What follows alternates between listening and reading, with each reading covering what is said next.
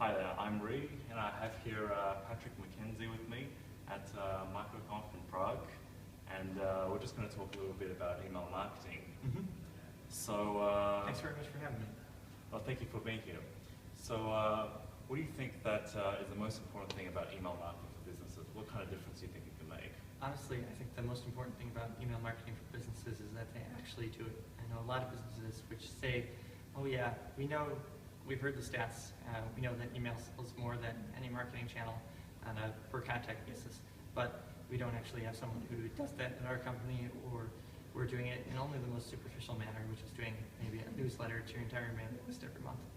I think that it's something that people can really see an immediate, highly positive return on investment if they try to do things which are just a bit more sophisticated. For example, for an e-commerce store, go to the people who bought stuff from you before, find other things that they might want to buy now, and then send them stuff and say, hey, you might want to buy this, is sort of like one of the canonical examples.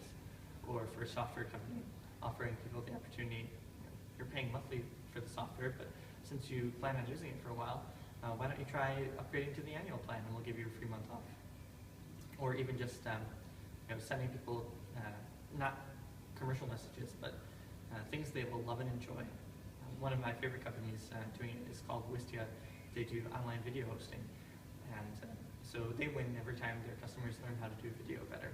Wistia will just send you an email every month saying, we hear from a lot of people that they're worried that they need to buy a $10,000 camera to do video. You can actually record a video on an iPhone very professionally. Here's an example of us doing an entire video on an iPhone, and here's how you can do the lighting and whatnot to make that look very good and present your company in the best possible light.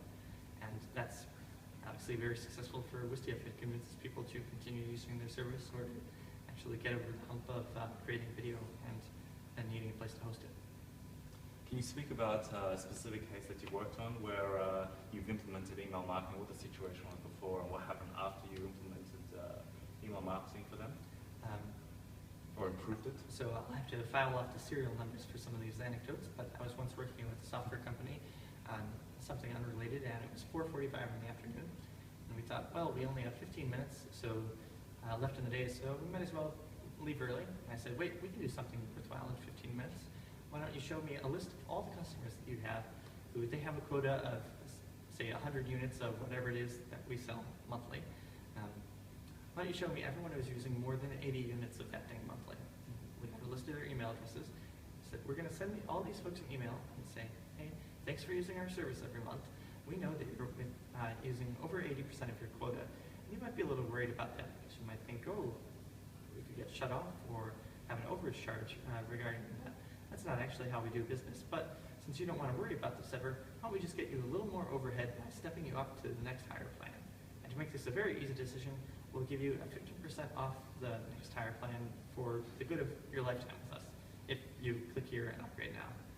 We sent that email out at 4:40, 5 or 5:05, and the next day they were looking at a plural percent of their annual revenue caused directly related to that email. Wow. So other examples, worked with,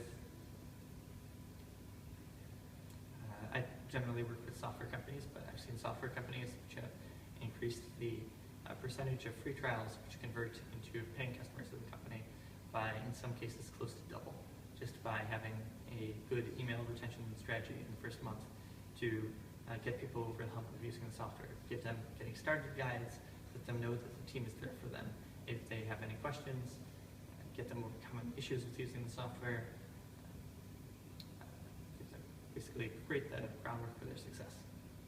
You were talking before about how when you look through the dashboards and you look at the usage of a user, you can generally predict how many of those are going to convert based on the usage stats. How would you suggest people should use that and incorporate that information into their email marketing funnel? So I think that a lot of people don't do that. They don't collect data on individual customers' actions and then start using that to inform emails, because they think it involves substantial engineering costs, or it's going to involve hiring a statistician or doing anything very complicated. And I actually think that's not true. You can have, start by just doing things in a very kind of finger to the wind fashion, just look at, take a look at your last 20 customers who bought something from your store, and just look to see if you can generalize anything from their experience, and then send them, for the first 20 emails, send them by hand. Say, hey, you bought tea from us a month ago. Maybe your tea has run out. Would you like to buy more? If that's something that you have permission to contact them about, obviously. Or say, hey, you bought this thing. Did you know that you can use it in this way? And see if there's a positive reaction, both in terms of customer replies and business results when you send out, 10 or 20 or 100 emails by hand. And then if that does work, then you can figure out, okay, we used a bit of human interaction the first time with our internal tools to find out what was a good trigger to send someone an email for. How do we tie that together with the engineering work? And there exist services these days, like intercom.io or customer.io, that play very well with, you can have your own database of things and then push them with some sort of events to trigger emails in a very straightforward fashion. So I'd suggest looking into one of them. But it doesn't have to be rocket surgery at the start. You just bootstrap things yourself by doing it by hand, find out what works, what doesn't work, and then implement the things which do work in a more scalable fashion.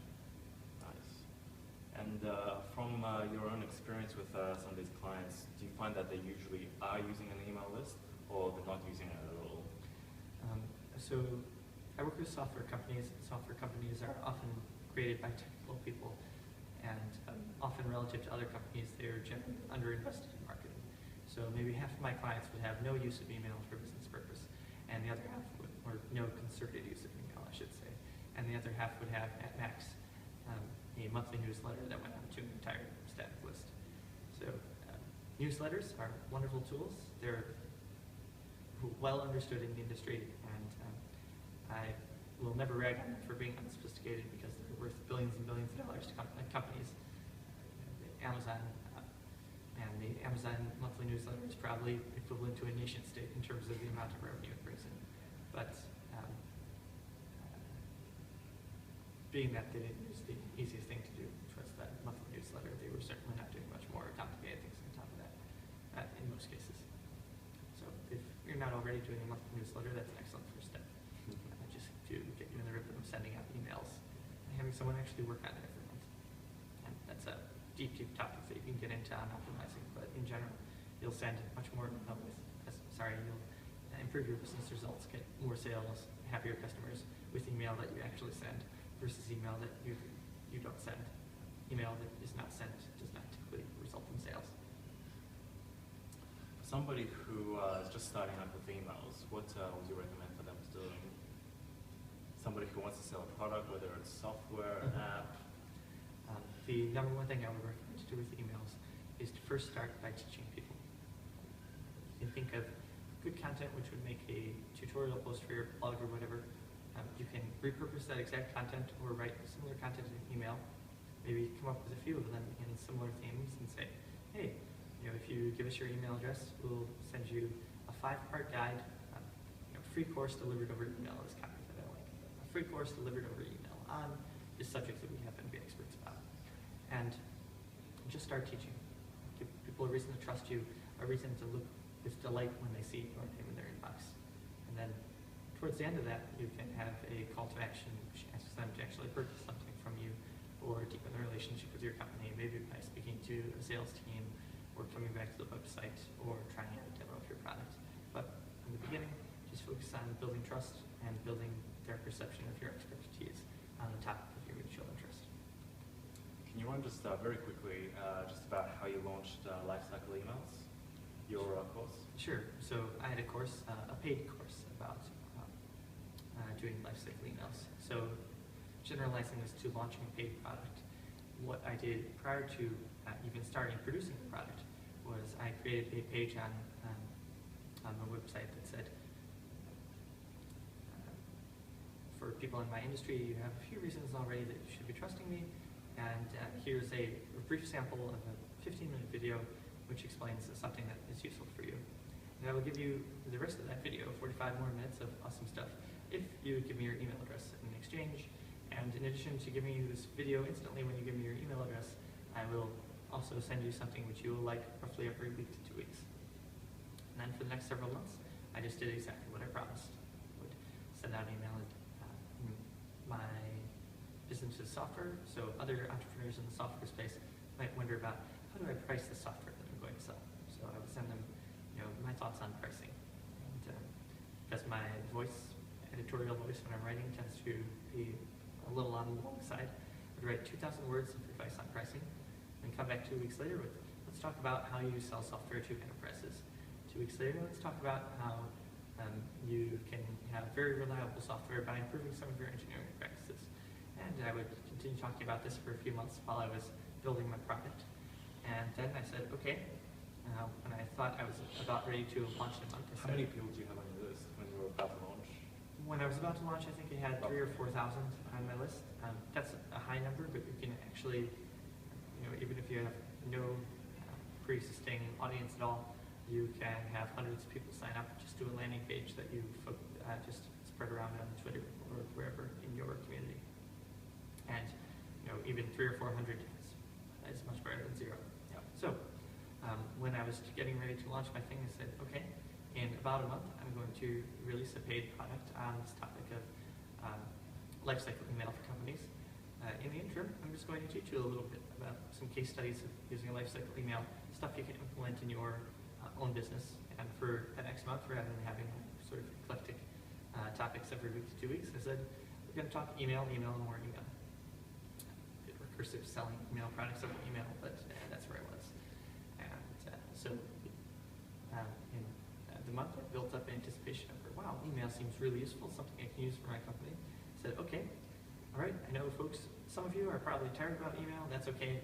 Next week, we're going back to the usual mix of topics. For those of you who are thinking, email is really awesome, but I don't know how to get started with my company, please go over to www.lifecycleemails.com. I have a 5-hour video course available for you, which will teach you how to use lifecycle emails in your software company. And that was a long copy sales page for my product and worked out fairly decently. And how much did you get from the course? I think I sold about 200 copies of the course. Course revenue, maybe about $60,000 within 2 weeks. It's been a little more since then. Wow. And how much do you think emails has accounted for the sales of your